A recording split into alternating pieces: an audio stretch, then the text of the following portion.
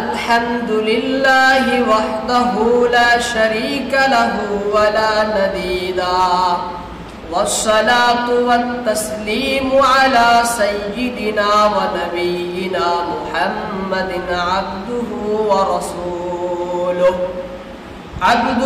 ورسوله الذي ولد مجيدا وتوفي حميدا صلى الله عليه وعلى آله وأصحابه ومن تبعه رشيدا أما بعد فأعوذ بالله من الشيطان الرجيم بسم الله الرحمن الرحيم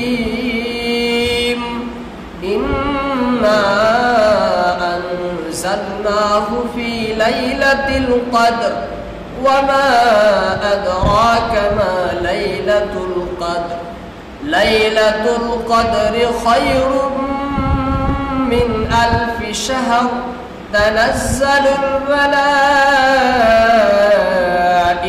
والروح فيها بإذن ربهم من كل أمر سلام هي حتى مطلع الفجر সূরাতুল কদর।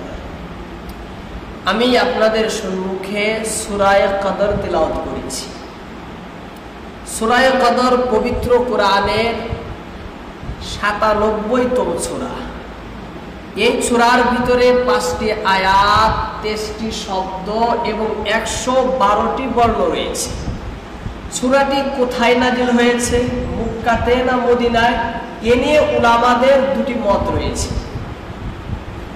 একমত হলো যে এই সূরাটি নাজিল হয়েছে মক্কায়, অপর মত হলো এই সূরাটি নাজিল হয়েছে মদিনায়। দুই মতের মধ্যেই অনেক উলামা, অনেক মুফাসসির, মুহাদ্দিস রয়েছেন। সেই জন্য কোনো একটি মতকে আমি প্রাধান্য না দিয়ে দুটি মতই আপনাদের সম্মুখে তুলে ধরলাম। কেন নাজিল হয়েছে, এর পটভূমিকা কি, এর শানে নুজুল কি বা এর প্রেক্ষাপট কি, এ সম্পর্কে বিভিন্ন তাফসীরের ভিতরে কয়েকটি ঘটনা পাওয়া যায়। আমি আপনাদের সম্মুখে দুটি ঘটনা তুলে ধরি। প্রথম ঘটনা হলো, এক সময় আমাদের নবী মুহাম্মদুর রাসূলুল্লাহ সাল্লাল্লাহু আলাইহি ওয়াসাল্লাম সাহাবাদেরকে নিয়ে আলোচনা করলেন বনি ইসরাইলের এক সাধকের, এক ইবাদতকারী, এক আবিদের আলোচনা করলেন যে বনি ইসরাইলের মধ্যে একজন আবিদ ছিল, আল্লাহর সাধক ছিল, যার নাম ছিল শামউন বা সামউন, শিন দিয়ে বা সিন দিয়ে। শামউন বা সামউন নামে এক সাধক, এক আবিদ, আল্লাহর ইবাদত গুজার, আল্লাহর ইবাদত করনেওয়ালা এমন ব্যক্তি ছিল বনি ইসরাইলের মধ্যে। সে কি করত, অধিক ইবাদত করত, রাত্রে সারা রাত ইবাদত করত, আর দিনে রোজা রেখে আল্লাহর রাস্তায় জিহাদ করত। এইভাবে অনবরত একাধারে 1000 মাস, 1000 মাস পর্যন্ত সেই আমল করত। রাত্রে ইবাদত, দিনে রোজা রেখে জিহাদ। তা কত ইবাদত করেছে, হ্যাঁ? এই শুনে সাহাবারা সবাই বললেন, ইয়া রাসূলুল্লাহ, আমাদের বয়স ৬০-৭০ এর ঊর্ধ্বে হয় না, হ্যাঁ? আমরা কিভাবে এই ব্যক্তির ইবাদতের পর্যন্ত পৌঁছতে পারবো? এই ব্যক্তি ইবাদত করে যত সওয়াব, যত নেকি কামাই করেছে, এই নেকি পর্যন্ত আমরা কিভাবে পৌঁছবো? আমাদের আয়ু তো কম, আমাদের হায়াত, আমাদের জিন্দেগি কম, কিভাবে পৌঁছবো?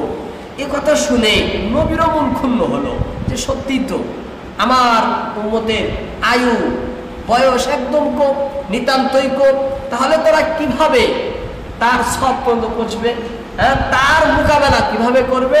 নবীর মন কি হলো, ক্ষুণ্ণ হলো।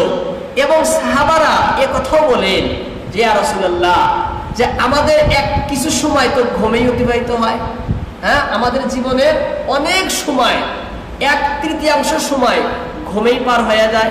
আবার কিছু সময় রুজি রোজগার উপার্জনের মধ্যে ব্যয় হয় আমাদের, আবার কিছু সময় আমাদের রোগ ব্যাধিতে নষ্ট হয়ে যায়, আবার কিছু সময় আমরা অবহেলায় অলসতায় কাটাইয়া দেই।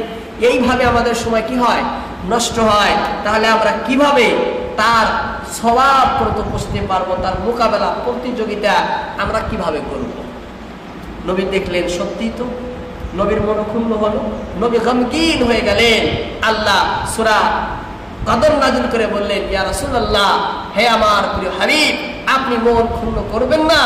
আমি আপনাকে, আপনার উম্মতদেরকে এমন একটি রাত, এমন একটি রজনী দিয়েছি, সেই রজনী সেই বনি ইসরাইলের 1000 মাস থেকে উত্তম, 1000 মাস থেকে উত্তম। আপনাকে এমন একটি রজনী দিয়েছি, হ্যাঁ, আপনি মন ক্ষুণ্ণ করবেন না। সেই রজনীতে যদি আপনার উম্মত ইবাদত বন্দেগীতে লিপ্ত হয়, তাহলে সে আবিদ তো দূরের কথা, সে আবিদ থেকে হাজার হাজার বড় বড় আবিদ থেকেও আপনার উম্মত ইবাদতে, নেকিতে, সওয়াবে বহুত আগে চলে যাবে, বহুত আগে চলে যাবে। নবী খুশি হলেন। একটি ঘটনা। আরেকটি ঘটনা, নবীর সম্মুখে নবীকে আগের উম্মতের আয়ু দেখানো হলো, যে আগের উম্মত হাজার হাজার বছর জীবিত থাকছেন, আর আমার নবীর উম্মত 60 এবং 70 থেকে বেশি না, 60 এবং 70 থেকে বেশি না, বেশি বহুত কম মানুষ 70, 80, 100 এরকম বাঁচে, কিন্তু অধিকাংশ মানুষ 60-70-এর মধ্যেই তাদের আয়ু শেষ হয়ে যায়।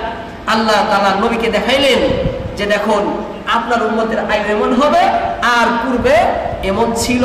এ দেখেও নবী কি হলেন? গমগীন হলেন যে আমার উম্মতরা আয়ু কম, হায়াত কম, জিন্দেগি কম। এই কম সময়ে তারা লম্বা লম্বা জীবন তারা পেয়েছিলেন, দীর্ঘ দীর্ঘতায় আয়ু ছিল। এই আয়ুর ভিতরে তারা আমার ইবাদতও করেছে, শত শত ইবাদত তারা করেছে। আমার উম্মত বোধহয় পিছে পড়ে যায়, আমার উম্মত বোধহয় পিছে পড়ে যায়। আল্লাহ জানাইলেন, ইয়া রাসূলুল্লাহ, হে আমার প্রিয় হাবিব, চিন্তার কোনো কারণ নাই। আপনাকে, আপনার উম্মতদেরকে এমন একটি রজনী, এমন একটি রাত আমি দিয়েছি, সেই রাতে যদি আপনার উম্মত ইবাদত বন্দেগী, জিকির আজকার ইবাদতে লিপ্ত থাকে, তাহলে তারা সমস্ত উম্মতরাই, যারাই লিপ্ত থাকবে, তারাই সেই আগের উম্মতের সবার আগে ঊর্ধ্বে তারা চলে যাবে। এ ধরনের অনেকটি ঘটনা এই আয়াতের, এই সূরার প্রেক্ষাপটে বর্ণনা করা হয়েছে। সমস্ত প্রেক্ষাপটই এর অন্তর্ভুক্ত, সমস্ত প্রেক্ষাপটই এর মধ্যে আসতে পারে, কারণ মিল আছে তো সবার মধ্যে, মিল আছে না? হ্যাঁ। এবার আল্লাহ তাআলা সূরা কদর, কদর প্রিয় নবীকে দিয়ে বললেন যে নবী, আপনি চিন্তা করবেন না, এই যে কদর নেন, এই কদরের ভিতরে সেই রাতের আলোচনা করা হয়েছে, সেই রাতের আলোচনা করা হয়েছে সূরায়ে কদরের ভিতরে। এবার জানার বিষয় যে এই সূরা কদরের ভিতরে আল্লাহ তাআলা মূল আলোচনা কি করেছেন, বিষয়বস্তু কি, মৌলিক আলোচনা কি।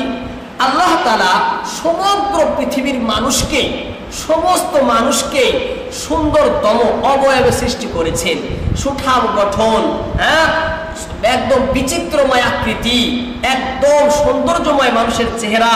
আল্লাহ তাআলা সবাইকে কান্তিময় আকৃতিতে সকল মানুষকে সৃষ্টি করেছেন, করেননি? আল্লাহ বলেন, ফি আহসানি তাকওয়িম, তোমাদের সৃষ্টি, তোমাদের আকৃতি সব থেকে শ্রেষ্ঠ, সব থেকে উত্তম, কান্তিময় তোমাদের চেহারা, লাবণ্যময়, সৌন্দর্যময় তোমাদের আকার আকৃতি, তোমাদের গড়ন গঠন। আল্লাহ তাআলা মানুষকে অতি উত্তম, অতি সেরা করে সৃষ্টি করেছেন। আবার এই মানুষকে সমগ্র সৃষ্টির সমস্ত মাখলুকাতের মধ্যে সর্বদিক দিয়ে সুদর্শন, সুগঠন, সুঠাম এবং সৌন্দর্য, শারীরিক গঠন গঠনের দিক দিয়েও অদ্বিতীয়, অনুপম করে সৃষ্টি করেছেন, করেননি আল্লাহ তাআলা? হ্যাঁ, মানুষের আল্লাহ কোরআনের ভিতরে বিভিন্ন আয়াতে বলছেন, চোখের কথা বলছেন, হাতের কথা বলছেন, যে তোমাদের অঙ্গ প্রত্যঙ্গে, তোমাদের নিজের জাত সত্তার মধ্যে তোমরা চিন্তা করো, আমি তোমাদের কত অভিনব ভাবে সৃষ্টি করেছি। হ্যাঁ, কিভাবে অভূতপূর্ব, অদ্বিতীয় ভাবে, এমন ভাবে সৃষ্টি করেছি যার কোনো মিসাল, যার কোনো দৃষ্টান্ত, উপমা তোমরা জগতে খুঁজে পাবে না। এত সুন্দর করে আল্লাহ তাআলা মানুষকে কি করেছেন? সৃষ্টি করেছেন। পালনপুরী রহমাতুল্লাহ আলাইহি তাফসীরে হিদায়াতুল কোরআনের ভিতরে লেখেন যে আল্লাহ তাআলা এই যে মানুষকে সুন্দর করে যে সৃষ্টি করেছেন, সুন্দর করে সৃষ্টি করে এই মানুষের মধ্যে কল্যাণ অকল্যাণ, কুশল অকুশল, মঙ্গল অমঙ্গল, ভালো মন্দ সব কিছুই মানুষের মধ্যে শুরু থেকে রেখে দিয়েছেন। রেখে দেননি? সমস্ত মানুষের মধ্যে ভালো আছে, আবার তার মধ্যে খারাপও আছে। ভালো গুণ, খারাপ গুণ, কল্যাণ অকল্যাণ সব কিছুই মানুষের মধ্যে রেখে দিয়েছেন।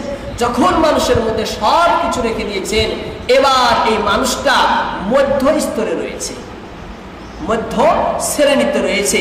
এবার যদি সে তার ভিতরের খারাপ গুণগুলো, খারাপ বস্তুগুলো দিয়ে যদি সে কামে খাটায়, তাহলে সে সমস্ত মানুষের মধ্যে সব থেকে নিচে চলে যাবে। নিচে যাবে না? তার মান, তার আসন, তার ইজ্জত সব নষ্ট হয়ে যাবে। মানুষ উচ্চ শ্রেণী না, নিম্ন শ্রেণীকে মধ্য শ্রেণীতে আল্লাহ মানুষকে বানাইছেন। এবার মানুষ নিজের ইচ্ছায়, নিজের কর্মেই সে সব থেকে নিম্নে চলে যায়, নিচে চলে যায়। তাই চলে না? সব থেকে নিম্ন স্তরে মানুষ নিপতিত হয়, অধপতিত হয় নিজের কর্মদোষে, নিজের কর্মকাণ্ডের ফলে মানুষ কি হয়? নষ্ট হয়ে যায়।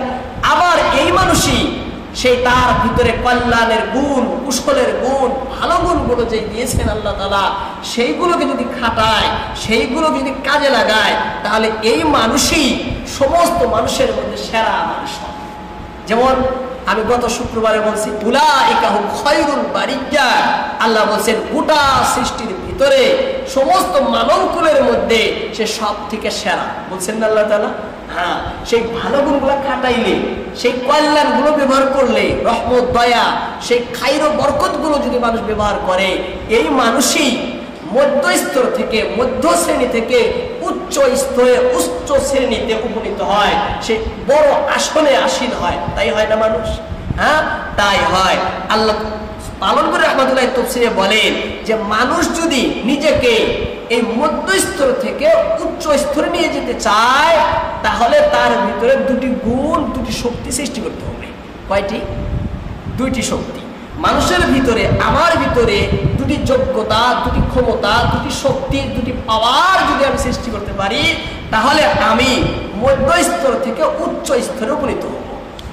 হ্যাঁ, সেই দুইটি বস্তু কি?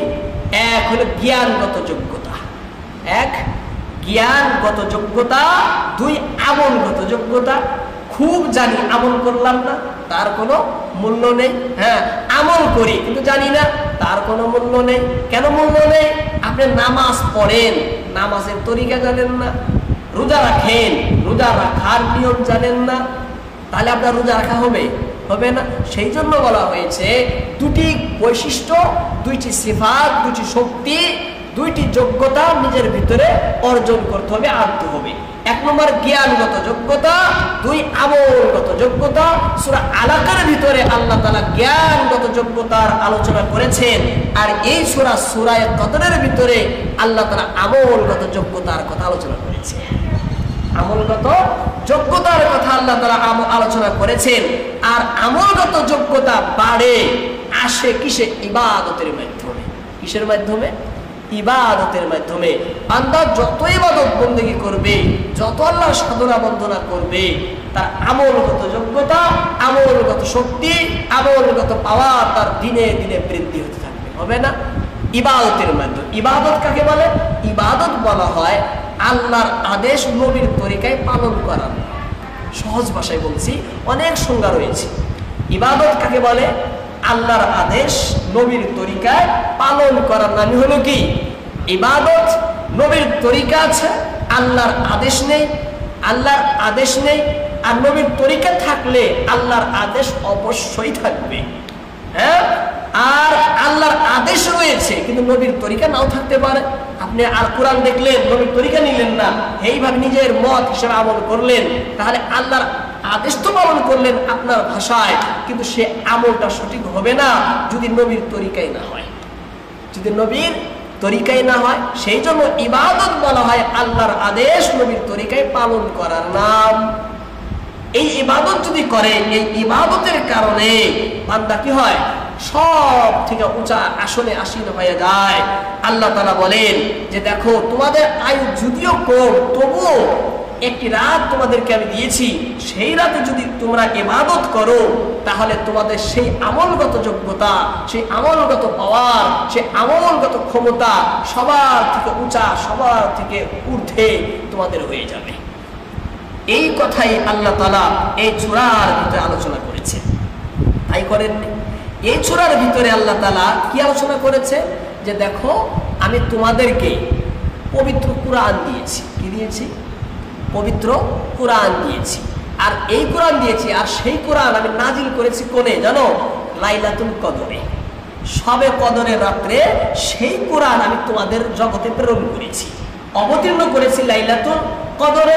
এবার আল্লাহ পরিচয়, ফজিলত এবং ব্যাখ্যা করলেন যে লাইলাতুল কদর কি বস্তু, তার ফজিলত কি। এতটুকু কথাই সূরার ভিতরে। তাহলে এর দ্বারাই বুঝলাম যে কোরআনের ফজিলত অনেক বেশি। বেশি না? কোরআনের ফজিলত অনেক বেশি না? অনেক বেশি। কিভাবে? এই লাইলাতুল কদর, এই রাতে ইবাদত করলে এত সওয়াব। হ্যাঁ, এই লাইলাতুল কদর, এই লাইলাতুল কদরের ফজিলতটা হলো কোরআনের জন্য। কিসের জন্য? কোরআনের জন্য। কোরআন নাজিল হয়েছে এই রাত্রে, সেই জন্য আর ফজিলতটা। তাহলে কোরআনের ফজিলত কত হবে? হ্যাঁ, কোরআন যে শিখায় সেই জন্য তো নবীজি বলছেন খায়রুকুম মান তাআল্লামাল কুরআন ওয়া আল্লামা, তোমাদের মধ্যে সেই ব্যক্তি সব থেকে শ্রেষ্ঠ, সব থেকে উত্তম যে নিজে কোরআন শিখে অপরকে শিখায়। যে নিজে কোরআন শিখে আর অপরকে শিখায়, সে তোমাদের মধ্যে সব থেকে শ্রেষ্ঠ। সেই জন্য কোরআন শিখার চেষ্টা করা লাগে।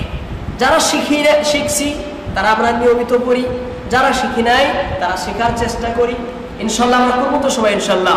আল্লাহ পাক আমাদের সবাইকে কোরআন শিখার চেষ্টা করার এবং তৌফিক দান করুন, আমিন। আল্লাহ তাআলা তাই আল্লাহ তাআলা সূরা কদরের প্রথম আয়াতে বলেন ইন্না আনজালনাহু ফি লাইলাতিল কদর, নিশ্চয় আমি একে নাজিল করেছি শবে কদরে। ইন্না আনজালনাহু ফি লাইলাতিল কদর, অবশ্যই আমি অবতরণ করেছি তা অর্থাৎ পবিত্র কোরআনকে ফি লাইলাতিল কদর, মহিমাপূর্ণ রাত্রিতে। ইন্না নিশ্চয় আমি, অবশ্যই আমি, নিঃসন্দেহে আমি, আনজালনা অবতীর্ণ করেছি, হু একে তাকে, তা অর্থাৎ পবিত্র কোরআনকে, ফি লাইলাতিল কদর, লাইলাতুল কদরে, শবে কদরে, মহিমাপূর্ণ রজনীতে। কে বলছেন?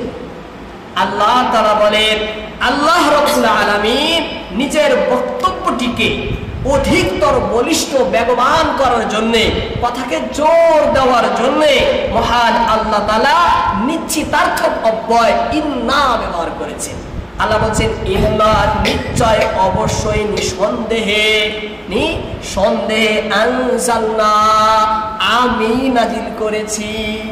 নিশ্চয় আল্লাহ বলছেন যে এই যে আমি নাজিল করেছি, আমি ছাড়া অন্য কেউ নাজিল করে না, এর মধ্যে কোনো সন্দেহ নেই। আমি নাজিল করার মধ্যে, অর্থাৎ আমি আল্লাহ নাজিল করেছি, এর মধ্যে কোনো সন্দেহর অবকাশ নেই।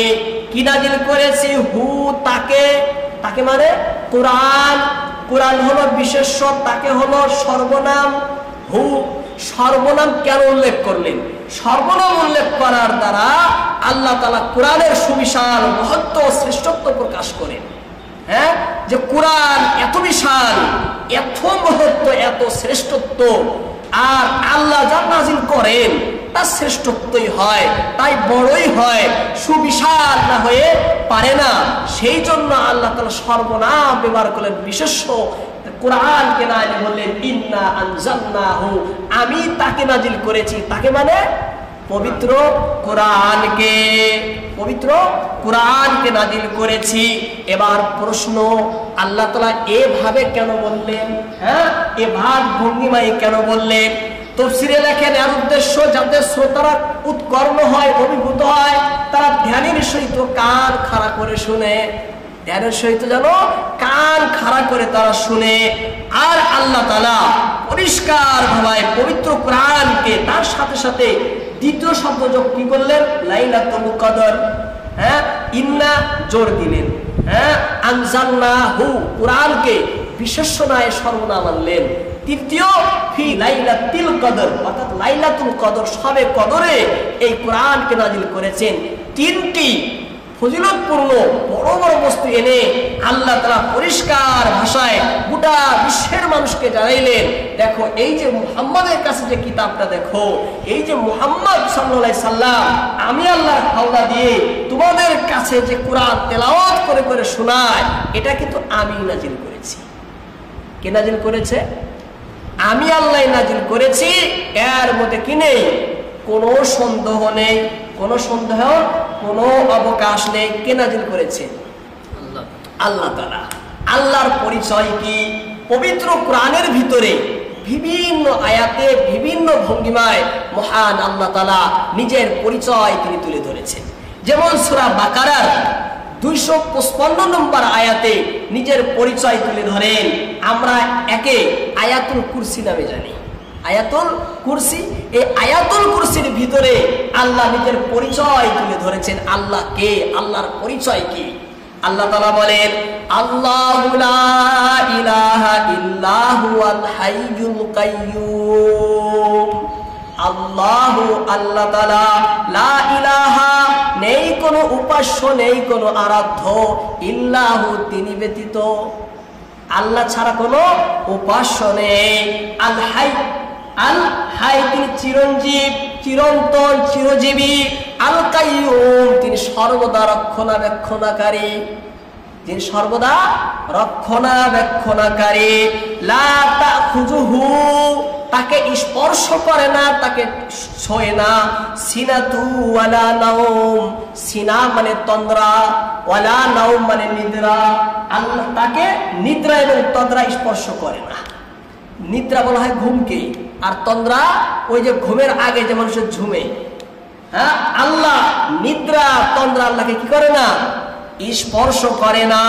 লাহু, সেই আল্লাহর হাতে রয়েছে, সে আল্লাহর অধীনে রয়েছে, সে আল্লাহর কর্তৃত্বে রয়েছে। মা, সব কিছু, সামাওয়াতি, যা আসমানে রয়েছে, ওয়া মা ফিল আরদি, এবং যা জমিনে রয়েছে, আকাশ মণ্ডলে, ভূমণ্ডলে যা কিছু রয়েছে সব আল্লাহর। সব কার? সব আল্লাহর, সব তারই, সব তারই অধীনে। মান জাল্লাযী ইয়াশফাউ ইনদাহু ইল্লা বিইذনি, মান জাল্লাযী, কে আছে? মান মানে কে আছে? মান জাল্লাযী, কোন ব্যক্তি আছে, কোন সত্তা আছে, কোন মানুষ রয়েছে। মান জাল্লাযী, কে আছে? ইয়াশফাউ, যে শাফাত করে, সুপারিশ করে, ইনদাহু, আল্লাহর নিকটে। হ্যাঁ, আল্লাহর নিকটে কে আছে? কার এত দম, কার এত পাওয়ার আল্লাহর কাছে সুপারিশ করে?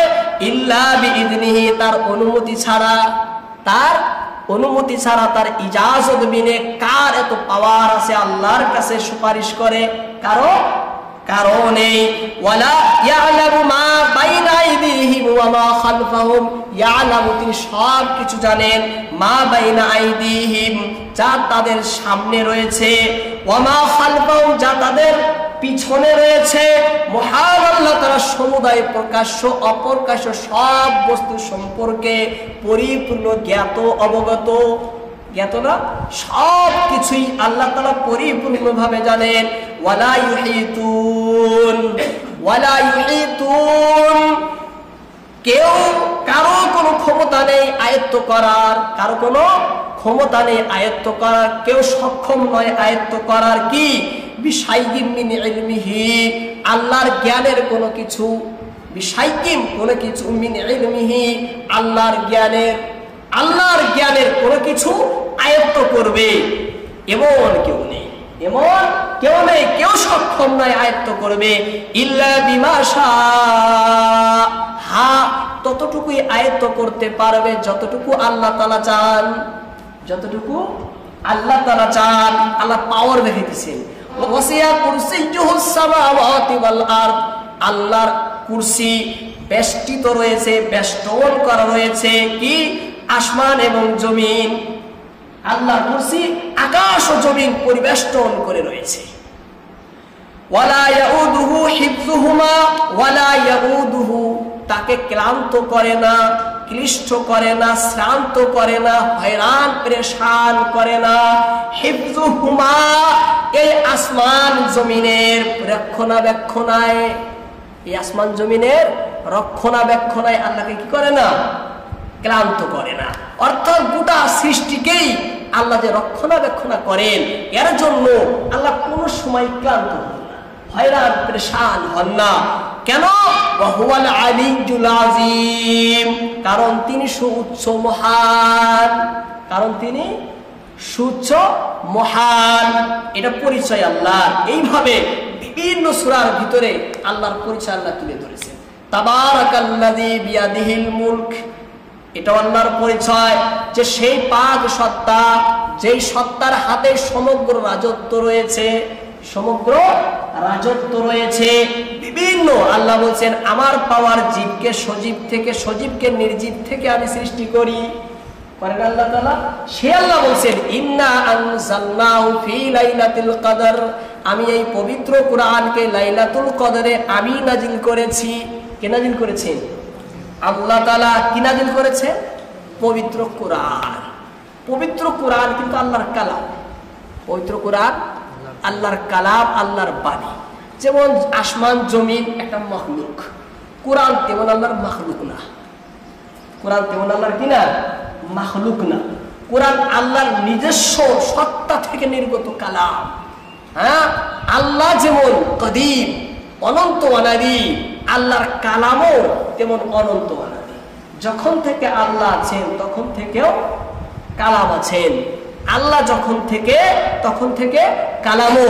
আল্লাহর আউয়াল কিন্তু তার শুরু নেই, আল্লাহ আখির কিন্তু তার কোনো শেষ নেই। ঠিক কালামও আউয়াল ও আখির, শুরু থেকে কালাম আছে।